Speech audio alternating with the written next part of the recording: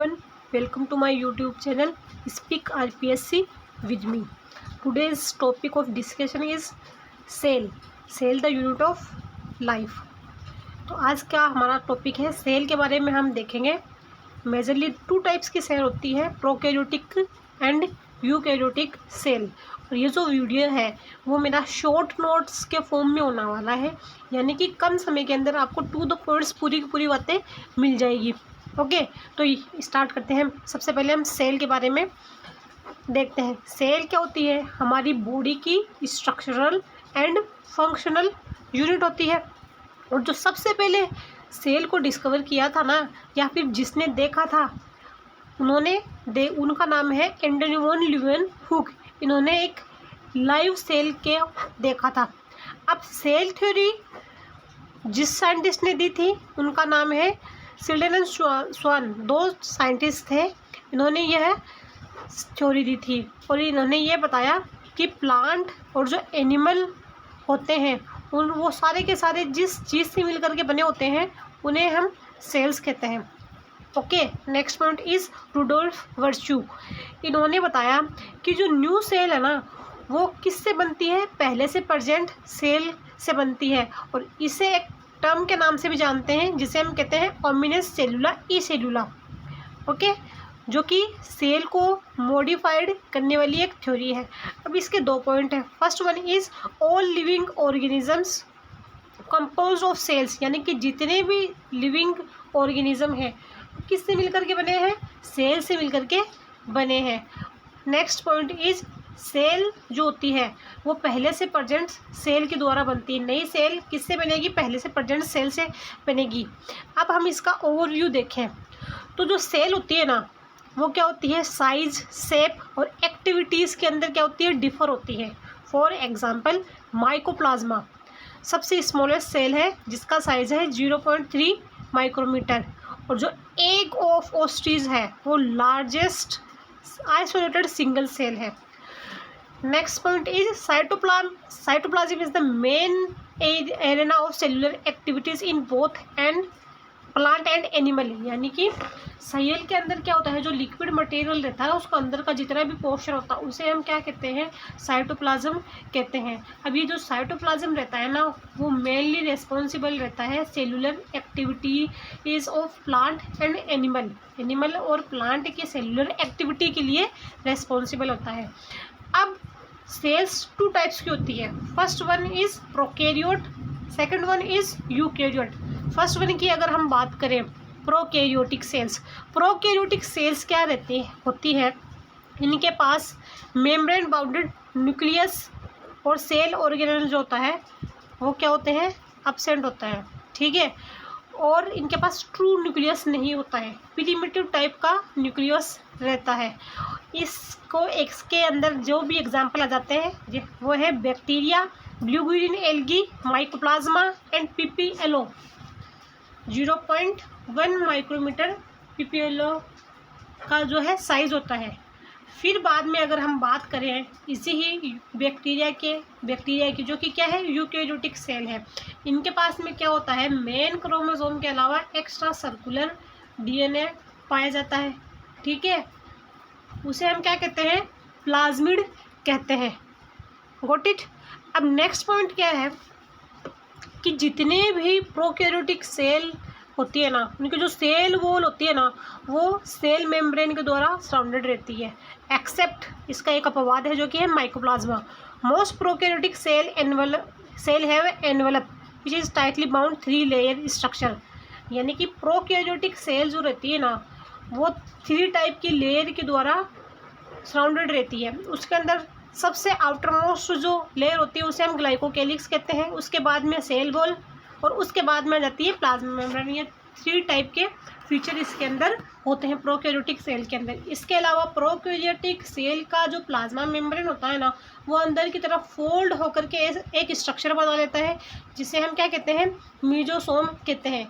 ये म्यूजोसोम क्या काम करते हैं? सेल वॉल का फॉर्मेशन करते हैं, डीएनए रेप्लिकेशन करते हैं और जो डॉटर सेल का डिस्ट्रीब्यूशन होता है उसमें भी ये रोल प्ले करते हैं। इसके अलावा respiration, secretion process, increase the cell surface area of plasma membrane, plasma membrane का जो सरफेस एरिया है उसको इंक्रीज करने का काम भी यह करते हैं।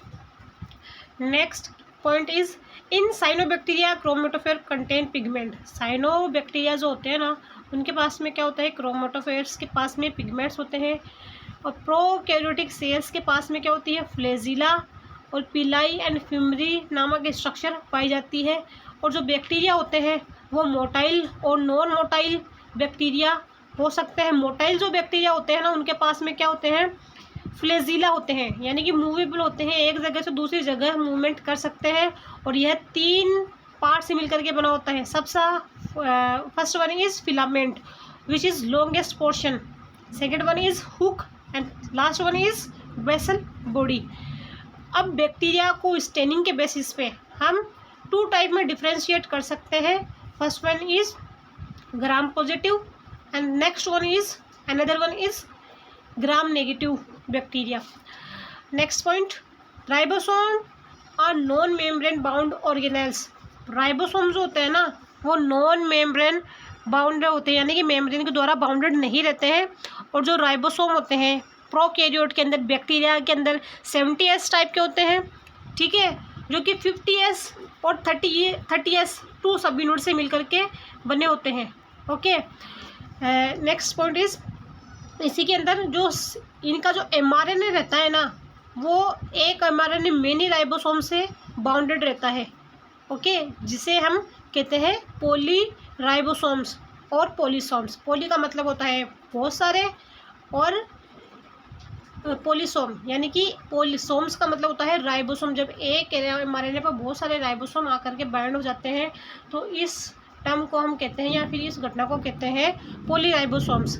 और इनके अंदर जो रिजर्व्ड फूड मटेरियल रहता है वो इंक्लूजन बॉडीज़ के अंदर रहता है। एग्जाम्पल है phosphate granules, cyanophycin granules and glycogen granules.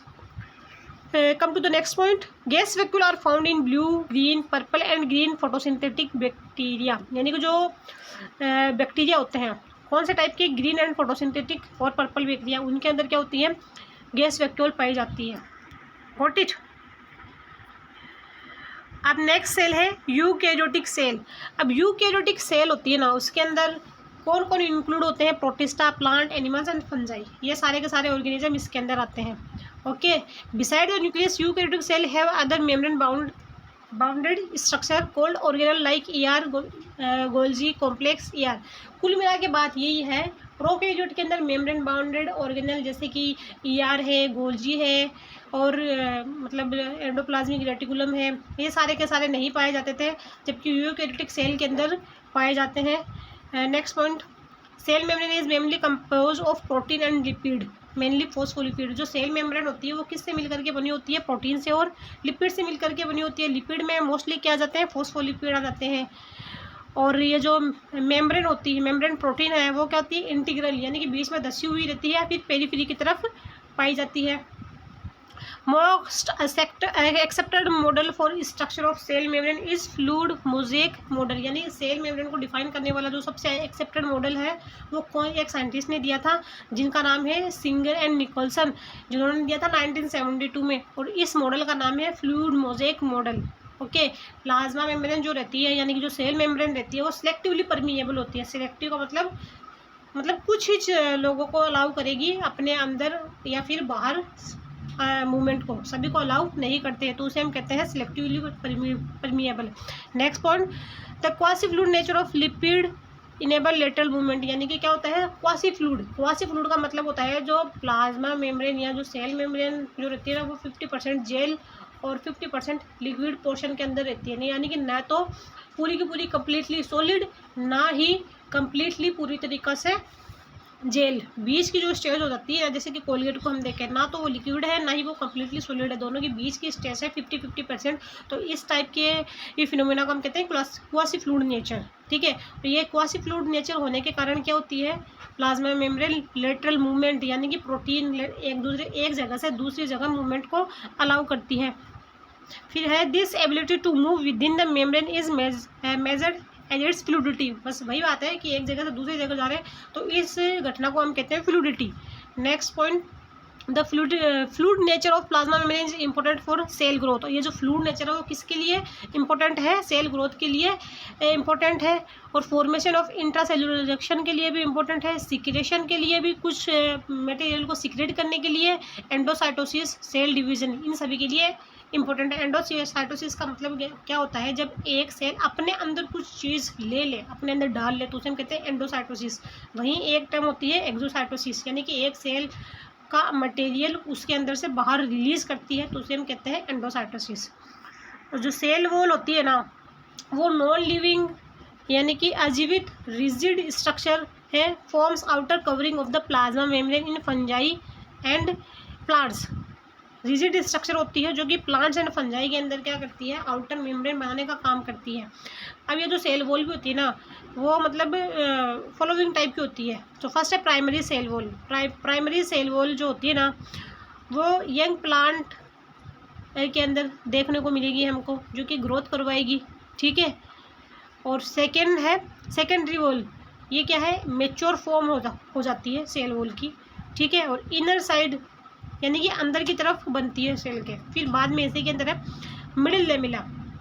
Middle lamella क्या हो जाते हैं, layer mainly compose of calcium pectate that holds the different neighbouring cell together. इसके अंदर मिडिल लेमा के अंदर क्या होते हैं, कुछ आयंस पाए जाते हैं, जैसे कि कैल्शियम पेक्टेट हो गया। यह क्या करते हैं, एक सेल को दूसरी सेल से अटैच करने में हेल्प करते हैं, नेबरिंग जो सेल रहती है पड़ोसी वाली उसमें।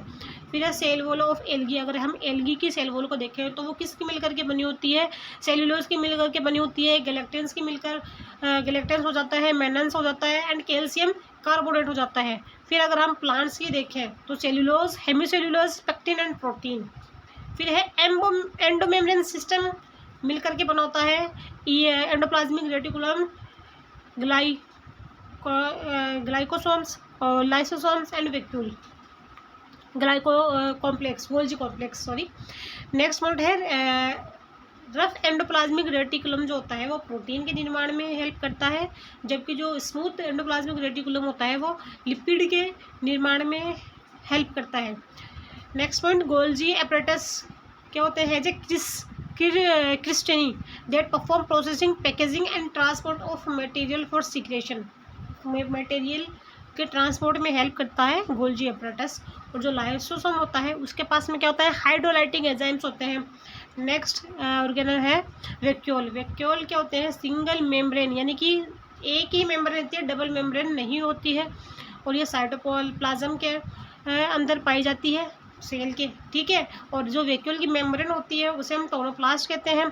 और इसके अंदर हमको क्या क्या देखने को मिलेगा, वैक्यूल के अंदर वाटर मिल जाएगा, ठीक है, सेप मिल जाएगा। और क्या है, excretory product and the material not useful cell and this occupy 90% volume of the plant cell. यानी कि सेल के अंदर जो भी एक्सक्रीटरी मटेरियल है वो सारा का सारा स्टोर कौन कर लेता है, वैक्यूल स्टोर कर लेती है। जो प्लांट होते हैं उसके अंदर लार्ज सेंट्रल वैक्यूल पाई जाती है। Ribosome are non membrane bound organelles, यानी कि जो राइबोसोम होते हैं यूकेरियोट के अंदर वो नॉन मेम्ब्रेन बाउंड होते हैं, यानी कि सिंगल मेम्ब्रेन होते हैं, और एटीएस टाइप के होते हैं, ठीक है। एंड जो माइटोकॉन्ड्रिया है और क्लोरोप्लास्ट है उनके अंदर 70 टाइप के होते हैं, और जो क्या करते हैं, प्रोटीन सिंथेसिस में हेल्प करते हैं। अब जो माइटोकॉन्ड्रिया है वो क्या है, एरोबिक रेस्पिरेशन में हेल्प करता है, ठीक है, और एटीपी के निर्माण में हेल्प करता है। इस कारण से हम माइटोकॉन्ड्रिया को किस नाम से जानते हैं, power house of the cell के नाम से भी जानते हैं। Each mitochondria is double membrane bound structure. जो माइटोकॉन्ड्रिया है वो डबल मेम्ब्रेन बाउंड स्ट्रक्चर होती है, और उसके पास में क्या होता है, सर्कुलर डीएनए मॉलिक्यूल होता है। इसके अलावा आरएनए मॉलिक्यूल होते हैं कुछ, और राइबोसोम कैसे टाइप का होता है, 70 टाइप का होता है, जिससे जो कि क्या काम करता है, प्रोटीन का निर्माण करता है। प्लास्टिड जो होते हैं ना वो सारे के सारे प्लांट्स में पाए जाते हैं और यूकेरियोट्स के अंदर भी देखने को मिलते हैं। तो प्लास्टिड फॉलोइंग टाइप के होते हैं। फर्स्ट है क्लोरोप्लास्ट। क्लोरोप्लास्ट के पास में क्या होता है, क्लोरोफिल प्रेजेंट होता है, एंड कैरोटिनॉइड पिगमेंट प्रेजेंट होते हैं, जो कि फोटोसिंथेसिस में हेल्प करता है। और जो कैरोटिनॉइड्स होते हैं वो क्या करते हैं, प्रोटेक्शन के अंदर हेल्प करते हैं। ल्यूकोप्लास्ट क्या है, कलरलेस प्लास्टिड है। Next is amyloplast. इसके पास में क्या होता है, कार्बोहाइड्रेट स्टोर रहता है। एग्जाम्पल है पोटैटो।